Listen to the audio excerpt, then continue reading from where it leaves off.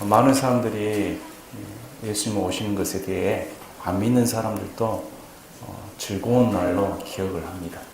믿는 우리에게는 어떤 의미를 갖는가 다시금 한번 살펴보는 시간이 되었으면 합니다. 특별히 마태복음 1장 18절에서 25절까지 그 이름을 예수라 하라 이 말씀을 통해서 우리가 믿는 예수님은 어떤 분이신가, 과연 하나님께서는 왜 예수님을 이 땅에 보내셔서 우리가 예수님을 부름으로 말미암아 구원받을 수 있는 은혜를 허락해 주셨는가, 다시금 깊게 생각해 보는 시간이 되셨으면 합니다. 작년에도 이 구절을 통해 제가 설교했습니다. 요한복음 말씀을 증거하면서 예수님은 원래 어떤 분이셨는가, 예수님 원래 어떤 분이십니까? 그분은 구약의 여호와 하나님이십니다. 주 하나님 이렇게 일컬음을 받는 구약의 여호와 하나님이 바로 예수님이십니다. 아직도 많은 성도들이 여호와 하나님은 따로 계시고 예수님은 따로 계시고 이렇게 생각하시는 분들이 아마 태반일 겁니다. 그래서 작년 이맘때 성경을 통해서 예수님 스스로가 또 사도 요한이 구약의 여호와 하나님께서 신약의 예수님이시다 이렇게 증언하는 내용을 살펴보았습니다. 이렇게 알아야만이 어떻게 거룩하신 천국에 계신 그분이 이 낮고 비천한 곳으로 인간의 몸으로 직접 찾아오셨는가, 그것이 우리에게 큰 은혜가 되는 것입니다. 안 그렇다면 그분은 동떨어진, 우리가 전혀 이질감을 느끼는 그런 분이시죠. 하지만 똑같은 육체, 똑같은 생각, 똑같은 이 살과 뼈를 가지고 똑같이 이 지구라는 곳에 2000년 전에 거닐으셨던 역사적인 사실로 기록된 인물이라는 것입니다.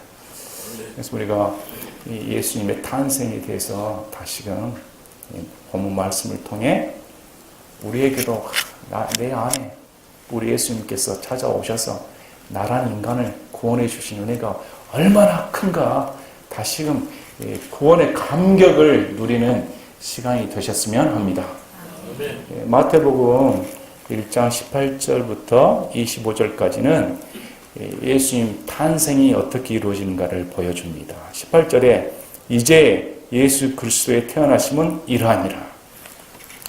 앞절에서 마태는 1장 1절에 아브라함의 자손이시요 다윗의 자손이신 예수 그리스도의 세대에 대한 책이라 이렇게 기록되었습니다. 그래서 이 예수 그리스도의 족보를 기록하면서 이분이 아브라함의 자손, 다윗의 자손, 이것은 이스라엘 백성들이 이 두 말을 들었을 때 자신들이 고대하던 그리스도라는 것입니다. 그래서 마태는 예수 그리스도 이렇게 나옵니다. 그냥 예수님을 듣는 게 아니고 그 예수님이 그리스도시다.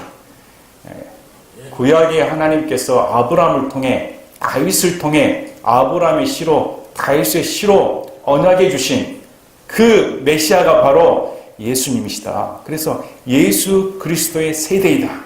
이렇게 적어준 겁니다. 그래서 그 분이 16절에 야곱은 마리아의 남편 요셉을 낳았는데 마리아에게서 그리스도라 하는 예수님이 태어나십니다.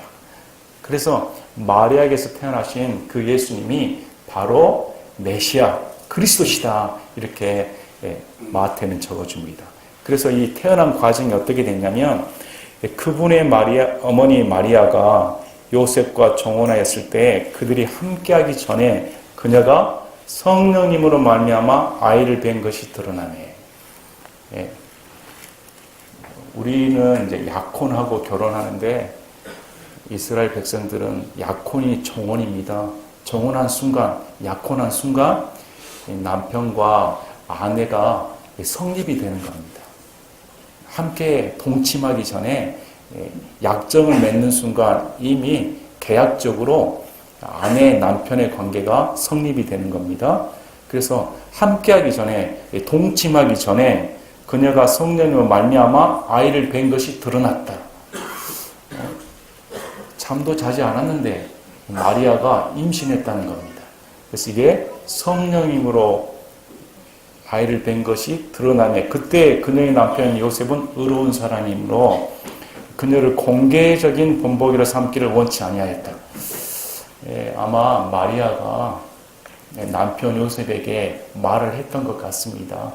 내가 성령님으로 말미암아 임신하게 되었다. 이렇게. 우리가 자기하고 함께 자지 않은 부인이 와서 내가 임신하게 되었는데 성령님으로 말미암아 되었다 하면 과연 누가 믿을까요? 아마 요셉은 굉장히 혼돈스러웠을 겁니다. 임신한 사실을 알았기 때문에 누군가 말을 해줬을 거 아닙니까? 그래서 요셉은 굉장히 혼돈스러워서 틀림없이 다른 사람과의 관계에 의해서 아이가 되었을 것이다. 이걸 어떻게 처리할까? 이렇게 고민하고 있었는데 성경에서는 그 사람이 의로운 사람이다. 이렇게 적어줍니다. 참 의로운 사람이라는 말은 이 남편에게 굉장히 영예스러운 말입니다. 이 말 뜻에는 이 마리아를 그만큼 믿어주고 사랑해줬다는 말입니다. 마리아를 향한 사랑이 얼마나 간절했던지 본보기로 삼지 않겠다. 만약에 오늘날도 의심해가지고 저 사람이 나 몰래 이렇게 하면 꼬치꼬치 캐묻고 가만히 놔둘 부부가 어디가 있겠습니까? 그런데 당시에는 율법 시대이기 때문에 만일 이게 자신과 함께 동침하기 전에 다른 남자와 관계 속에 아이를 임신했다면 신명기 22장 23절 24절에 두 사람 다 도시의 문으로 끌고 가 돌로 쳐 죽여야 됩니다. 이런 형벌을 가해야 되는 겁니다. 그런데 이 요셉은 마리아를 사랑했기 때문에 공개적으로 그것을 공론화시켜서 돌로 쳐 죽이는 일까지는 하지 않겠다는 겁니다. 대신에 은밀히 그녀를 버리려고 마음먹었으나 이것은 신명기 24장 1절 2절에 결혼을 하였는데 이혼 증서를 써주므로 그 사람에게 가라 이렇게 은밀히 끊고자 요셉이 생각했던 겁니다. 그래서 그가 이 일들을 생각할 때 여기서는 한마디로 이 일들을 생각할 때 이렇게 나오지만 당사자인 요셉은 얼마나 괴로웠을까요? 수만 가지 억측을 했을 겁니다. 자신이 정말로 사랑했던 여인이 배가 부른 상태로 온다면 어떤 남편이 납득을 하겠습니까?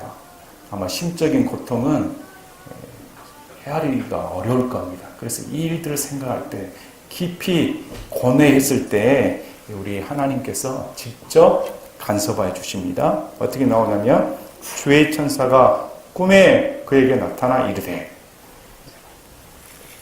하나님께서 기적적으로 요셉의 꿈에 주의 천사가 나타나게끔 허락해 주셨다는 겁니다. 그래서 너 다윗의 자손 요셉아 이렇게 말합니다. 요셉은 다윗의 자손입니다.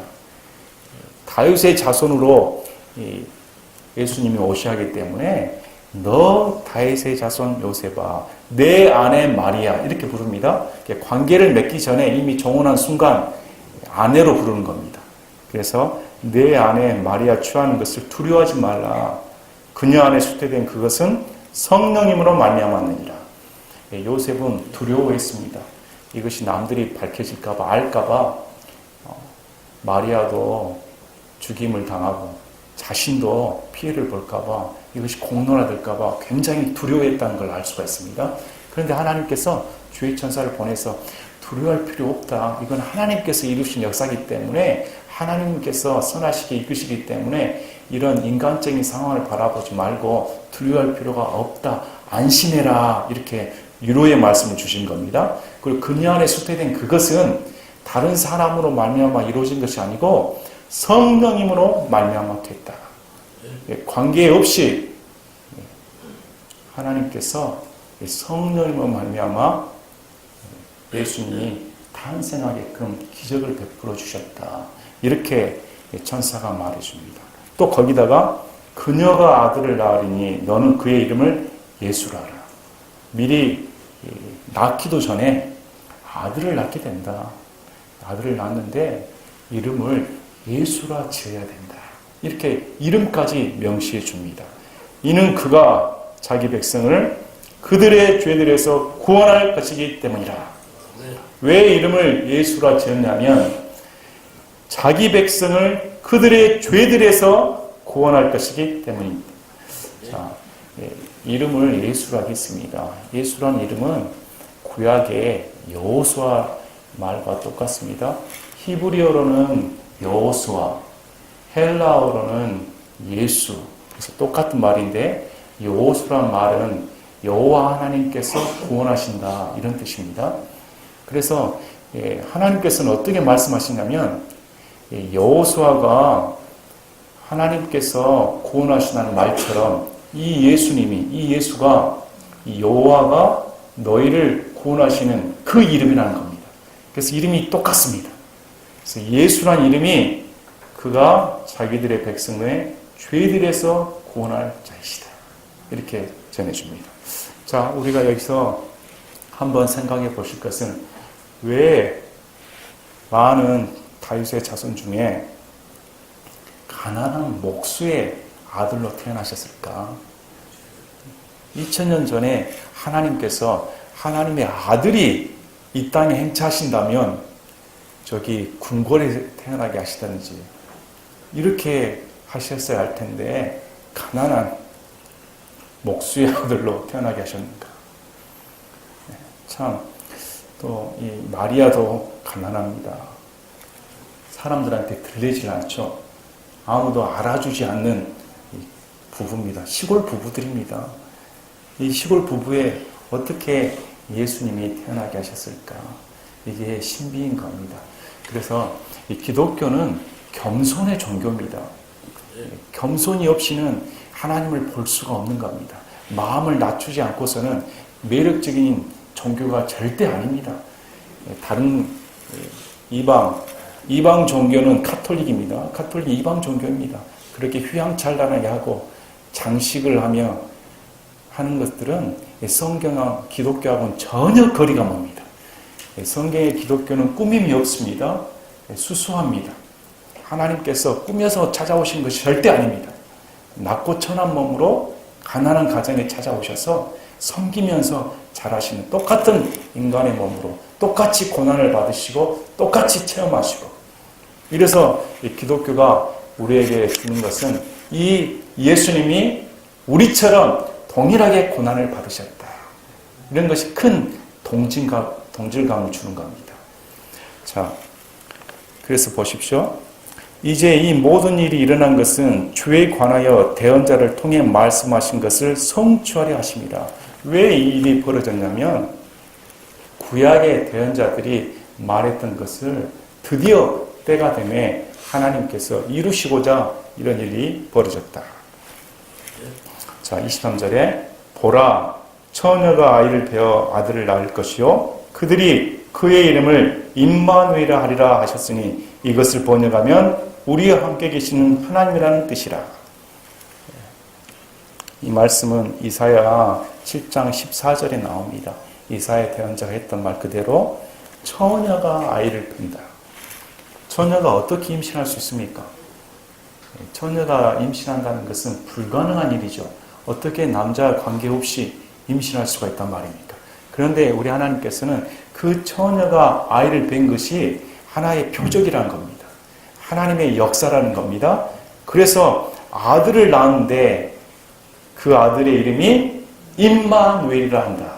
그래서 임마누엘은 번역하면 우리와 함께 하시는 하나님. 자, 임마누엘 하면 하나님이 우리와 함께 하시다 이런 의미가 아닙니다. 그 아들이 우리와 함께 계시는 하나님이시다. 그래서 그 아들이 하나님인 겁니다. 그래서 그 아들이 육체로 이 땅에 오셔서 인간들과 함께 하시는 하나님이시다. 그래서 인간의 몸으로 이 땅에 찾아오시는 하나님이시다. 성경은 이렇게 말씀합니다.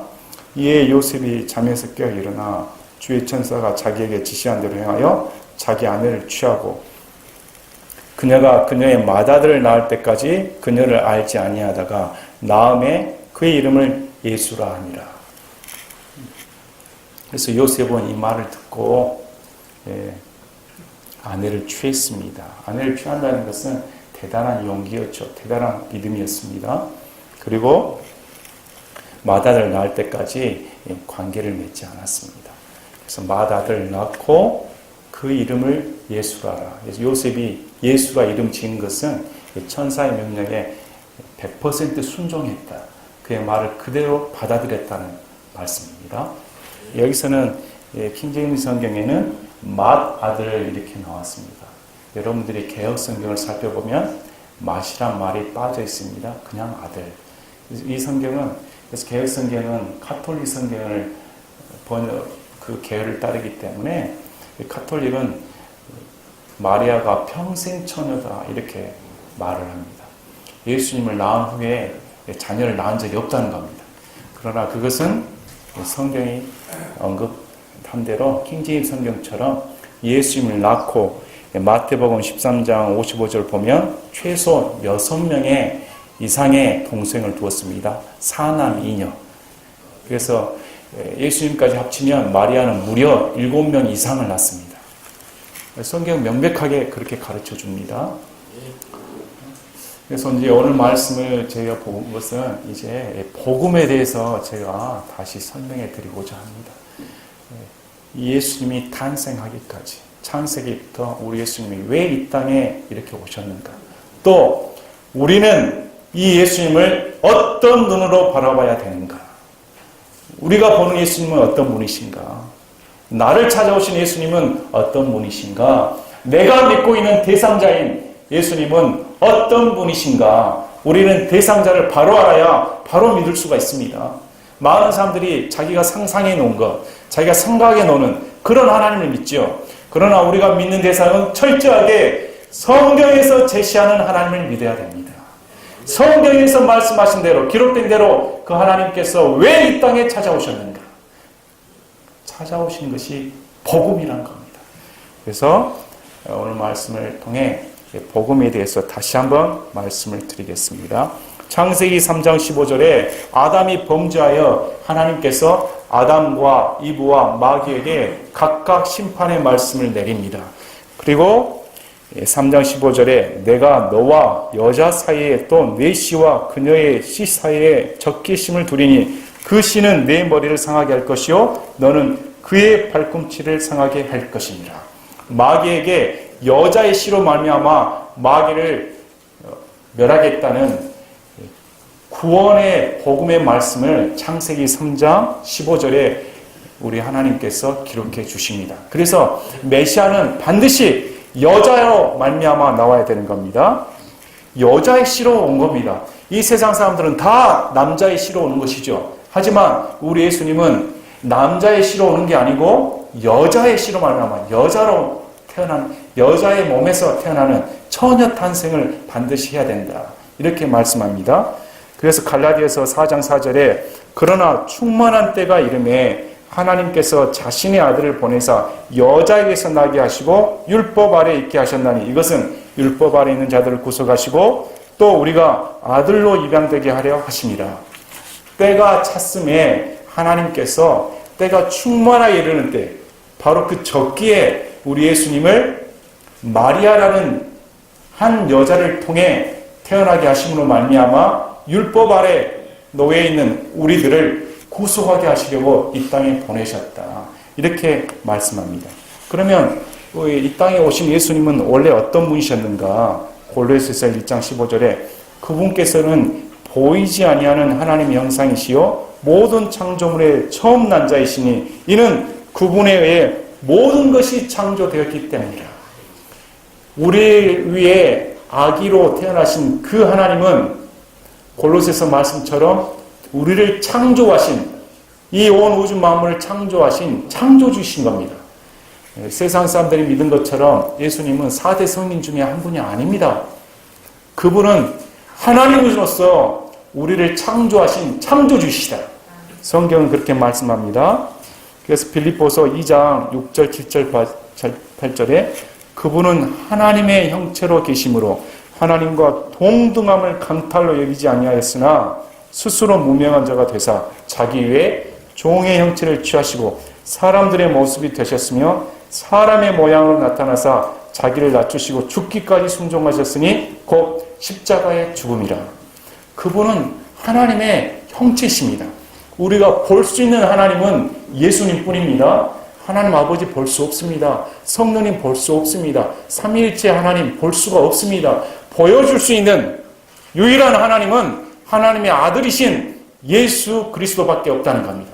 그런데 그 예수님이 하나님의 형체이신 그분이 인간들에게 보여주는 하나님으로 아기로 종의 모습으로 오셨다. 이렇게 말씀을 하고 있는 겁니다. 그래서 이렇게 하신 이유가 히브리서 2장 14, 15, 16절에 나옵니다. 히브리서 2장 14절에 그런즉 자녀들은 살과 피에 참여한 자들이므로 그분도 마찬가지시고 같은 것의 일부를 취하셨으니 이것은 그분께서 죽음을 통해 죽음의 권능을 가진 자 곧 마귀를 멸하시고 또 죽음을 두려워하여 평생토록 속박에 얽매인 자들을 건져내려 하심이라. 진실로 그분께서는 자기 위에 천사들의 본성을 취하지 아니하시고 자기 위에 아브라함의 씨를 취하셨도다. 죽을 수 있는 육체로 오셔야만이 인간을 살릴 수가 있다는 겁니다. 그래서 예수님께서는 이 땅에 오신 목적이 죽으시려고 온 겁니다. 천사는 죽을 수가 없습니다. 천사의 본성은 인간처럼 육체적인 죽음을 맞이할 수가 없기 때문에 예수님은 천사의 모습으로 이 땅에 거닐었다면 우리에겐 전혀 효과가 없습니다. 그분이 천사의 모습으로 이 땅에 와서 권능을 행하면서 지내셨다면 우리하고는 전혀 거리가 먼 존재였을 겁니다. 그런데 성경 말씀처럼 똑같은 살과 뼈를 가지시고 이 땅에 오셔서 똑같이 육체적인 죽음을 맞이하셨다. 그런 이유는 죽음의 권능을 가진 자 마귀를 멸하기 위해서 죽으셔서 예수님께서 온전한 의를 이루사 부활하심으로 말미암아 율법 아래 있는 우리를 유일하게 구원할 수가 있기 때문에 그 방법을 취하셨다. 이렇게 말씀합니다. 그래서 구약에서 구속자의 조건이 나옵니다. 구약에서는 구속자 하면 우리가 룻과 보아스를 통해 알 수가 있습니다. 보아스는 룻을 구속해준 구속자입니다. 그래서 구속자에는 적어도 3가지 조건을 갖고 있어야 됩니다. 첫째가 친족이어야 됩니다.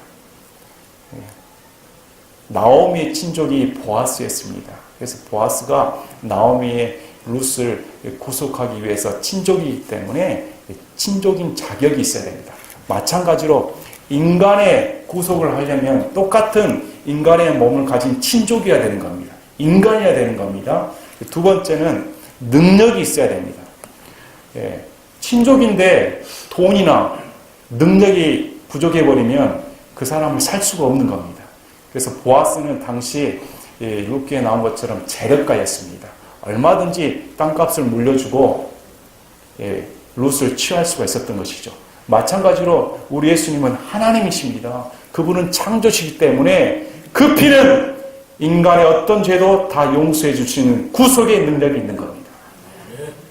그래요. 그 다음에 3번째로 가장 중요한 것이 의지가 있어야 됩니다. 재산도 있고 친족도 있는데 나는 저 사람을 구속하지 않겠다. 보아스가 봤더니 내가 이방 여자인 모압 족속인 룻을 나는 구원하지 않겠다. 이래버렸으면 구속받을 수가 없는 겁니다. 그래서 구속자는 철저히 자의적인 자신의 희생이 필요한 것입니다. 마찬가지로 우리 예수님은 우리 인간을 구속하기 위해서 스스로 목숨을 내주신 겁니다. 그래서 우리 예수님께서 어떻게 말씀하셨습니까? 사람의 아들은 섬김을 받으러 온 것이 아니고 자기 생명을 대속물로 내주어 많은 사람을 구원하러 오셨다. 그래서 우리 예수님께서는 직접 자신의 의지를 발동해서 자신의 목숨을 내놓으려고 오셨다는 겁니다. 그래서 사도행전 2장 23절 24절에 그분께서 하나님의 정하신 계획과 미리 하심을 통하여 넘겨짐에 너희가 그분을 붙잡아 사악한 손으로 십자가에 못 박혀 죽었으나 하나님께서 그분을 사망의 고통에서 풀어 일으키셨으니 이는 사망이 그분을 붙들 수 없었기 때문이라. 무슨 말씀입니까? 하나님 아버지께서 인간의 모든 구속 역사를 통치하시고 개입하셨기 때문에 바로 그때 십자가상에서 죽여 넘겨지도록 하나님께서 예수님을 넘겨주셨다. 인간이 죽이는 게 아닙니다. 인간이 죽이고 싶어서도 죽일 수가 없는 존재입니다. 철저히 스스로 예수님께서 자신의 목숨을 정하신 때에 넘겨주었다. 이렇게 성경은 말씀하고 있는 겁니다. 그래서 히브리서 9장 25, 26절에 또 그분께서는 대제사장이 해마다 다른 것들의 피를 가지고 거룩한 곳에 들어가는 것 같이 자주 자신을 드려야 할 필요가 없으시니 그랬더라면 그분께서 반드시 세상의 창건 이래로 자주 고난을 당하셨어야 할 것이라. 그러나 이제 세상 끝에 그분께서 단 한 번 나타나서 자신을 희생물로 드려 죄를 제거하셨느니라. 우리 예수님께서는 세상 끝에 단 한 번 나타나신 분입니다. 그래서 이 죄를 제거해버렸다. 과거형으로 나오는 겁니다. 한 번 죽는 것은 사람들에게 정해진 것이요 이것 외에는 심판이 있나니 이와 같이 그리스도께서도 많은 사람의 죄들을 담당하시려고 단 한 번 드려지셨으며 또 자신을 기다리는 자들에게 죄와 상관없이 두 번째 나타나서 구원에 이르게 하느니라. 첫 번째 나타나신 것은 죄들로부터 우리를 구원하기 위해 오셨습니다. 이제 두 번째 오실 때는 악의로 오시는 게 아닙니다. 죄와 상관없습니다. 그때는 심판주로 기다린 자들에게 오시겠다. 이렇게 성경은 말씀하고 있는 겁니다. 자, 그래서 우리 예수님은 요한복음 1장 29절에도 요한이 이렇게 말합니다. 예수님께서 자기에게 오신 것을 보고 이르되 세상 죄를 제거하시는 하나님의 어린 양을 보라. 그래서 그분은 철저하게 유월절 어린 양으로서 피를 흘리기 위해 죽임을 당하기 위해 오셨다는 겁니다. 그래서 고린도전서 5장 7절에도 우리의 유월절 어린 양 곧 그리스도께서 우리를 위하여 희생물이 되셨느니라. 그래서 우리 예수님은 바로 저와 여러분을 위한 희생물로서 이 땅에 내려오셨다. 그래서 자, 여기까지 말씀을 보면 구약의 여호와 하나님은 무서운 하나님이십니다. 율법을 주신 거룩한 하나님이십니다. 그래서 모세도 그 얼굴을 볼 수가 없었습니다. 얼굴을 보고 살짝 없었기 때문에 그 누구도 감히 근접할 수 없는 영광의 하나님이셨습니다. 그러나 히브리서 1장 1절 2절 말씀을 보면 과거에는 대언자들을 통해 말씀하셨지만 이 마지막 날들에는 하나님의 아들이 직접 이 땅에 나타나셔서 말씀하신 겁니다.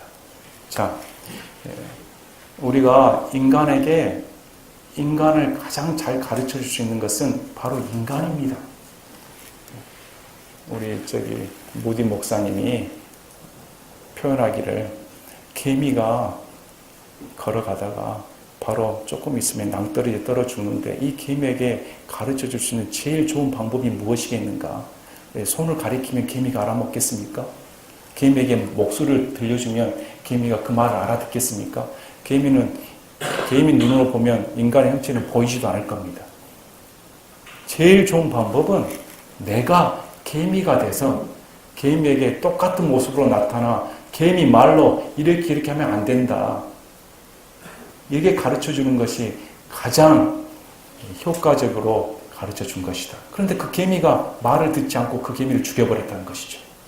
마찬가지로 하나님께서 인간에게 가장 큰 은혜를 베푸시는 것은 바로 그분이 인간으로 이 땅에 오셔서 인간의 모습으로 하나님을 보여주셨다는 겁니다. 그래서 예수님은 인간의 모습으로 나타나서 하나님을 보여줄 수 있는 총체적인 완벽한 계시 그 자체인 겁니다.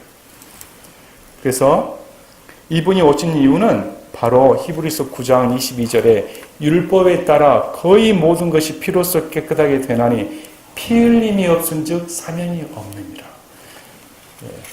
구약에 피 흘림이 없다면 용서받을 수가 없는 겁니다. 그래서 인간이 용서받으려면 대속물이 반드시 피를 흘려야 됩니다. 그래서 인간의 생명을 구속하려면, 내 생명을 구속하려면 인간의 생명이 필요한데 단 조건이 그게 영원한 효과를 받으려면 짐승의 피는 영원하지가 않습니다. 그러나 하나님의 피는 죄가 없기 때문에 영원한 구속력이 있는 겁니다. 그래서 인간의 육체의 죽음을 당해야 되고 더러운 인간의 피가 섞이지 않은 하나님의 피가 필요하기 때문에 그분이 하나님의 피를 흘리신 겁니다. 그래서 에베소서 1장 7절에 그 사랑하신 자 안에서 우리가 그분의 풍성한 은혜에 따라 그분의 피를 통해 구속 곧 죄들의 용서를 받았도다. 갈라디아서 3장 13절에 그리스도께서 우리를 위해 저주가 되사 율법의 저주에서 우리를 구속하셨으니 기록된 바 나무에 달리는 모든 자는 저주받았느니라 하시니라. 자, 율법 아래 있는 자들은 다 저주를 받았습니다. 그 누구도 율법의 의로 하나님께 도달할 수가 없습니다. 모든 사람이 죄를 범하여 하나님의 영광에 이르지 못했다.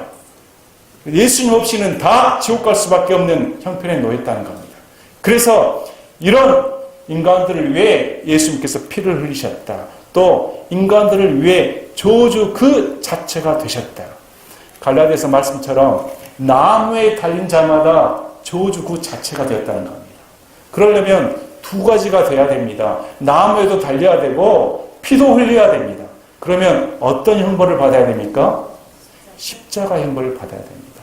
이 십자가 형벌은 로마 시대 때 로마 시민권에게 받는 사람에게 가하는 형벌이 아니고 이방인들에게, 로마 시민권을 갖지 않는 자들에게, 극악무도한 이방인들에게 처해지는 형벌입니다.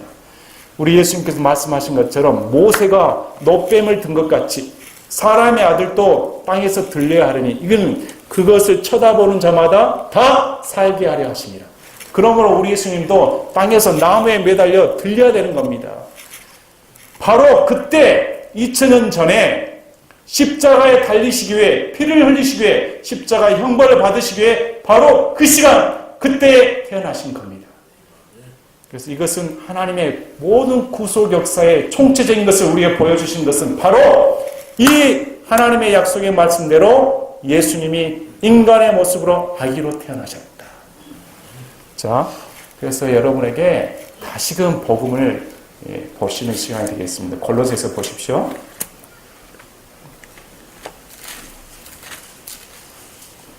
골로새서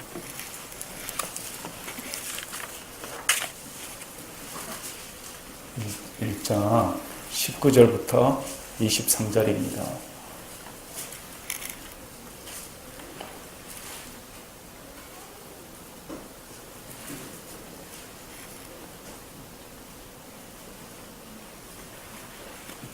아버지께서는 그분 안에 모든 충만이 거하는 것을 기뻐하시고, 하나님 아버지께서는 아버지 안에 모든 충만이 거하는 것을 기뻐하셨습니다. 원하셨습니다. 그래서 그분의 십자가의 피를 통해 화평을 이루사, 아담이 범죄함으로 말미암아 관계성이 끊어져 버려서 하나님과 인간 사이는 원수가 되었습니다. 그래서 하나님은 인간의 죄를 간과할 수 없기 때문에 죄를 지은 인간을 원수입니다. 가만히 놔두면 전부 다 하나님의 거룩한 면에 부조가 있어 다 형벌을 받을 수밖에 없기 때문에 하나님께서 스스로 이 인간과 화평을 이루기 위해서 화목제물로 예수님을 보내서 대신 죽게 하셨다. 이렇게 말씀합니다. 그래서 십자가의 피를 통해 화평을 이뤘다. 이제 예수님의 구속 역사 때문에 닫혀진 하나님과 인간 사이의 관계가 철폐되고 누구든지 이제 하나님께 담대히 나아갈 수 있는 은혜를 얻게 되었다. 성경은 그렇게 말합니다. 그래서 그분으로 말미암아 모든 것들이, 즉 내가 말하니 그분으로 말미암아, 예수님으로 말미암아 땅에 있는 것들이나 하늘에 있는 것들이 자신과 화해하게 하셨느니라. 원망의 대상, 저주의 대상, 이 세상에 대한 불신의 생각, 이 모든 것들이 어찌 보면 이 세상의 저주는 다 죄 때문입니다. 오늘날의 국가적인 문제도 다 죄성 때문입니다. 인간의 죄성, 탐욕, 권력욕, 이런 모든 것들이 융합되어서 이 세상은 결국 그 끝이 멸망할 수밖에 없습니다. 그래서 하나님께서는 이 죄 문제를 해결하지 않고서는 하나님과 화평하게 될 수가 없다. 그래서 예수님이 공로로 말미암아 하나님과 화해하셨다. 그래서 21절에 한때는 너희가 사악한 행위들로 인해 멀리 떨어져 너희 생각 속에서 원수가 되었으나, 원래 우리는 하나님과 원수가 되었다. 사악한 생각에 있었다. 이렇게 말합니다.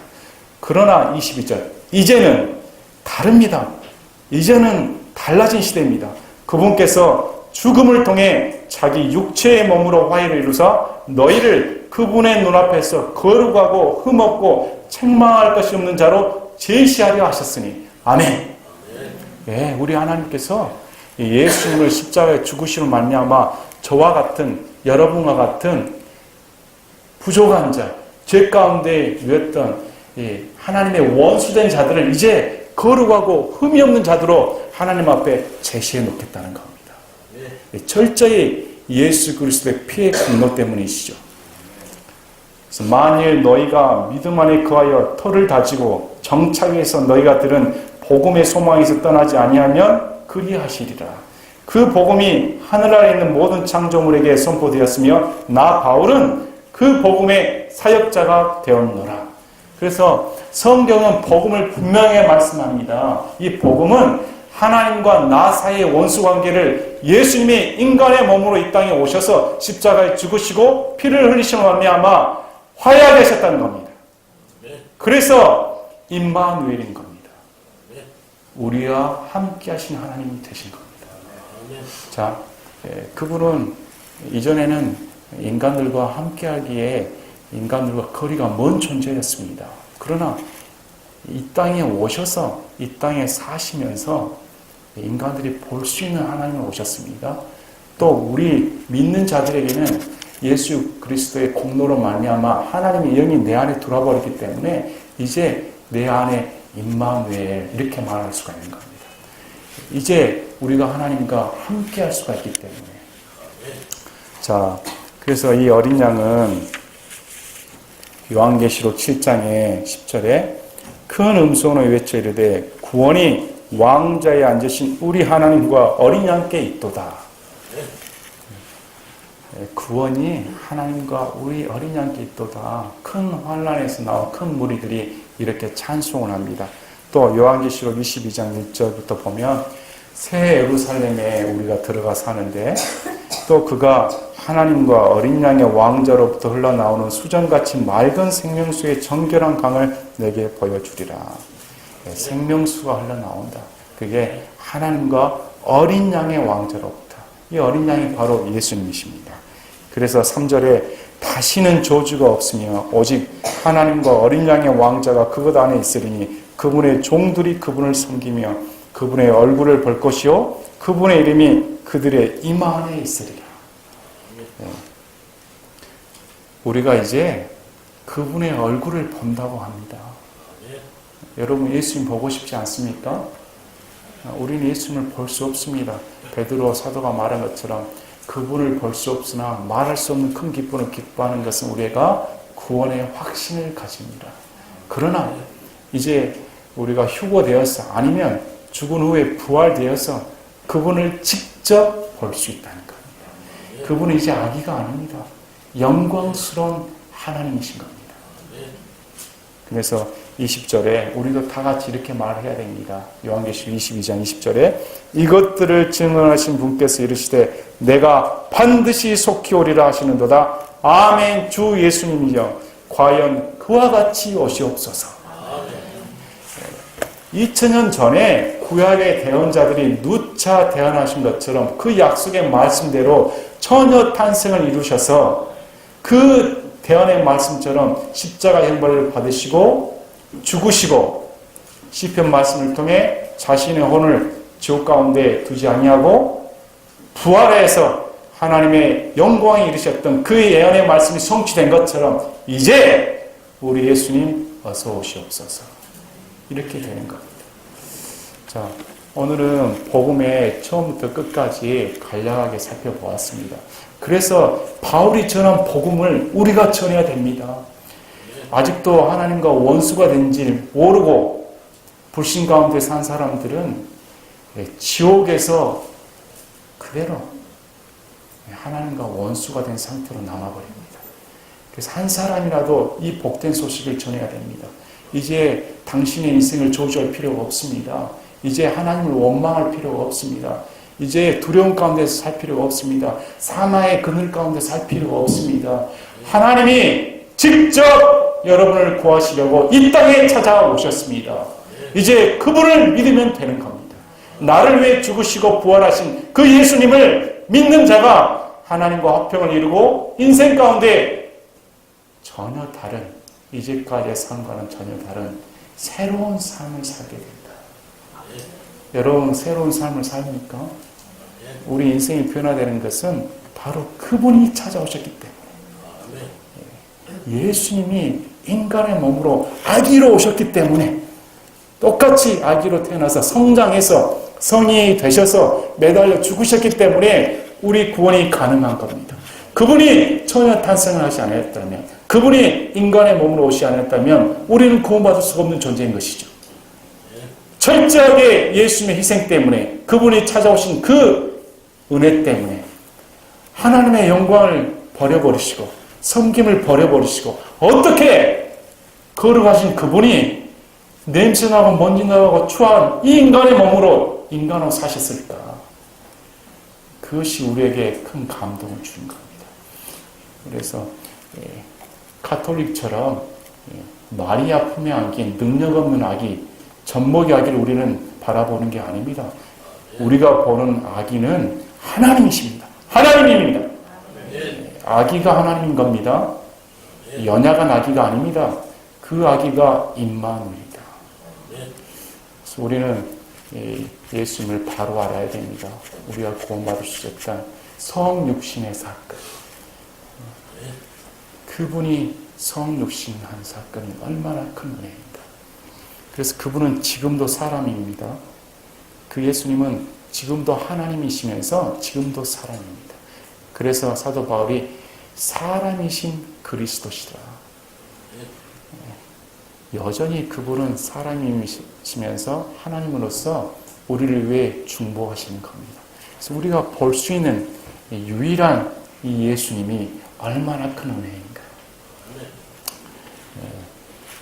우리가 흥청망청 세상에 휘달려서 성탄절이라고 이렇게 보낼 게 아니고, 예수님의 구속 역사가 어떠했는가, 또 이 바울이 얼마나 감격했으면 내가 이 복음을 위해 세움을 받았다, 증언하러 다닌다, 이렇게 간증을 하겠습니까? 우리에게도 이런 복된 소식이 충만하였으면 합니다. 우리에게 이런 복된 소식이 충만해서 참 이 복음을 전해야겠다.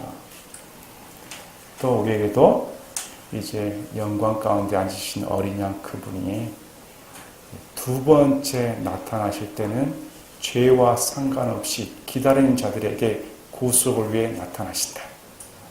그분이 재림하신다는 겁니다.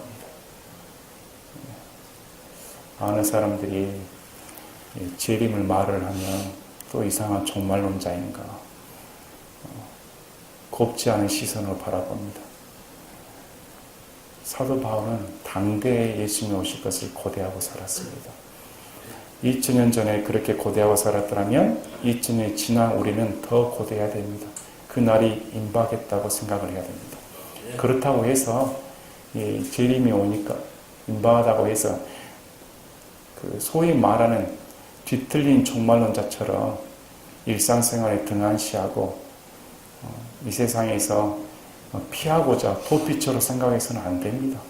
우리의 소망은 이 재림 소망이지만 여전히 이 땅 가운데 우리는 살기 때문에 남편으로서, 아내로서, 또 학생으로서, 직장인으로서 매 한순간 매일 최선을 다하며 살아야 됩니다.